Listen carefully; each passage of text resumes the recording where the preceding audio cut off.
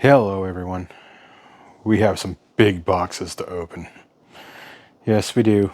Cottie's gonna supervise or get in the way. She's tempting to jump on the boxes, but let's open these up. These are pretty heavy. They're a little over 20 pounds. I seen these on the Feebay and I said, sure, why not? I've been looking for one for a couple years, so why not get two? So let's open these up. These look like they were in really good condition from the photos. It's hard to find these in good condition. These are from the 80s. So I'm gonna open this up.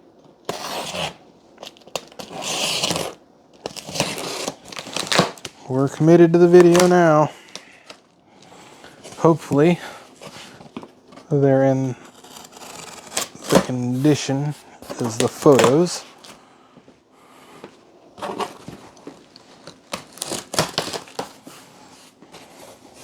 I will do a additional video of powering them up and testing them.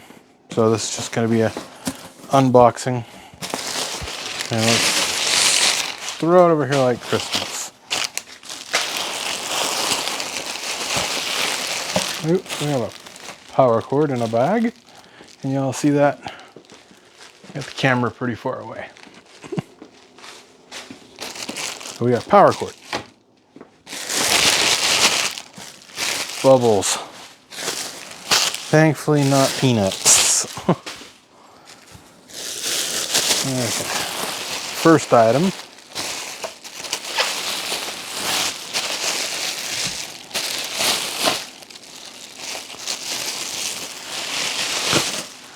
This is a Unipack 2B. So this must be the nicer of the two. I will definitely do a video on these, really in depth. That here, I got the Grizzly Adams going on.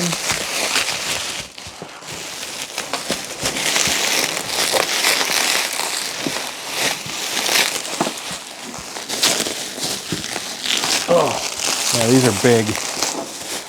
So these are from the 80s. Oh, look at that. Oh, that looks like it's in pretty decent condition.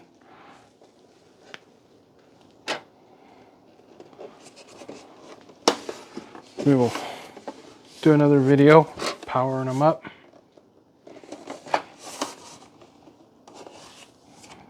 I think that might have arrived here safely.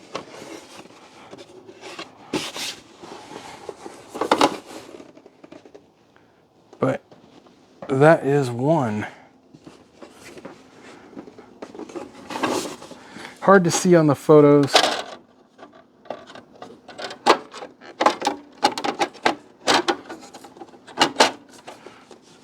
But yeah, the ROMs in there have been redone. Not the originals, but that's fine. Gonna have to go through them all anyways as I go completely through these units. So that was everything in that box. Okay, throw all the pack of materials back in.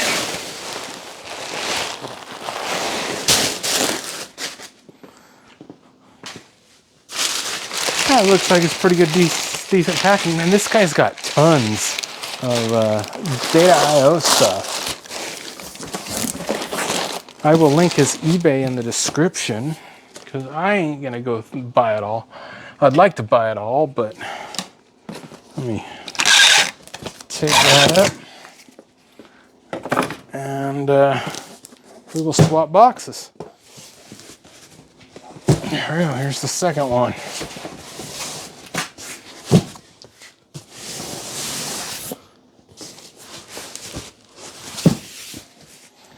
Okay, where'd the blade go? Can you guys see that? Make sure that's in frame. I gotta kick it back this way. Okay, One day I still will get my equipment moved over to the next bench, but it's a little difficult. And now it's like, well, it's 30°C in here. So it's really warm. We're in a heat wave. We're not used to that up in the Pacific Northwest. So, and it don't help that I have a face full of hair. I haven't shaved in a couple weeks, so. Okay, here we are. We are in. More bubble. This is nice. I think this one, I'm gonna move this one off so it's safe. We'll give Cotty a cookie break. Cotty wants a cookie. Cotty gets a cookie break. Gotta have Cotty in the videos. Yes, this will be nice. I've bought some more stuff from him, so hopefully it comes packed really well like this. This is nice packing from the seller. Oh, look at this. Okay, what do we have here? This is a module. I just went through the chip list of older chips that I know my modern Zeltec and BT micros and everything else cannot do. And that's the adapters I'm going for. Plug in, toss that up there. So this one here is a very, very common adapter. This is a 351B-086.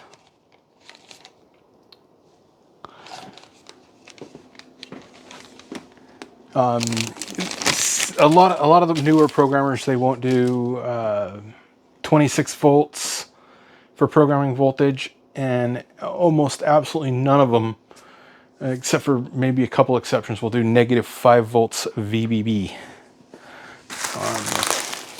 Okay. This was packed even better. Let's see. So you have to go with these old dinosaurs, but I will totally go through every piece and part of these. There's a lot of information. You got schematics, everything on these. So it's not like the newer equipment where you have no schematics or anything. But I believe some of the older devices, it's the EE tools, but I think they're out of business. But this is another Unipack 2B, and those modules go into this slot right there. So Unipack, another Unipack 2B. Make sure that's in the frame. I had to clean my bench up, man. It was a disaster. But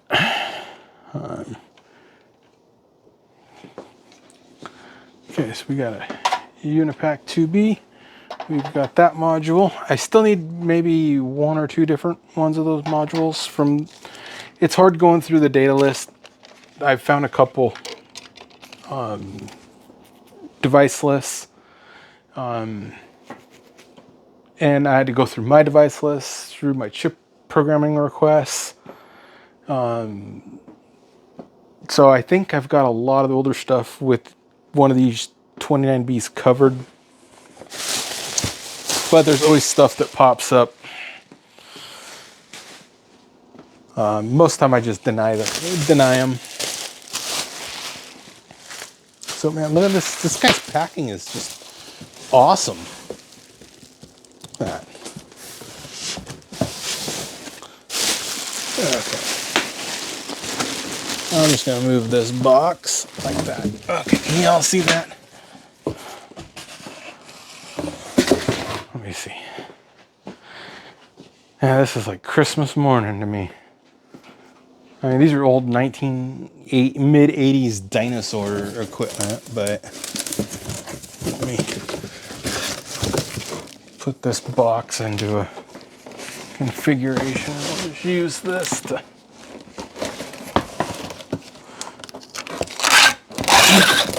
do the unwrapping on.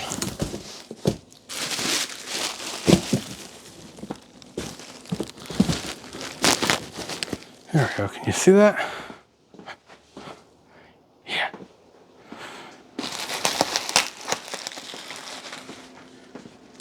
Yeah, I like the guy's packing. It's really good packing. So I did get the logic pack, which I will need that because there are some logic chips that I would like to be able to program. And I have, what do we have here? We have plastic. Uh-oh. What's that plastic from? I don't like it when I find plastic, especially on older devices. Maybe it's from something else. We will hold this piece of plastic and we'll find it out where it comes from.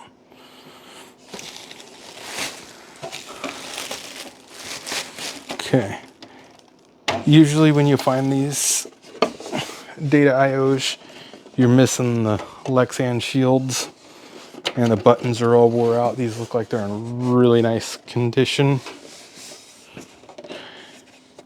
I mean, most of the time they're just trashed because they've been in through a scrap yard or something and they've just been thrown around. People just don't care. I wonder what that piece of plastic came off of, but these look like they're all original. I don't know if you can see that in there. Yeah, those ROMs look like they're all original.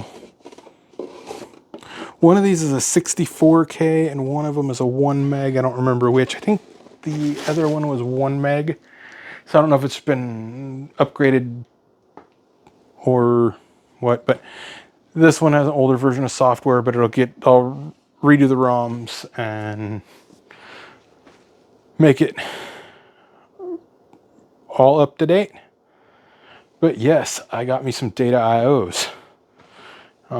These are still in the programming world very useful. That's it. I'll be back with a power up check and internal inspection video later on, and you finally all get to see the lab again. But yeah, it was a project cleaning it up for a video, so I let it go a little out of control. But okay, we'll catch y'all later.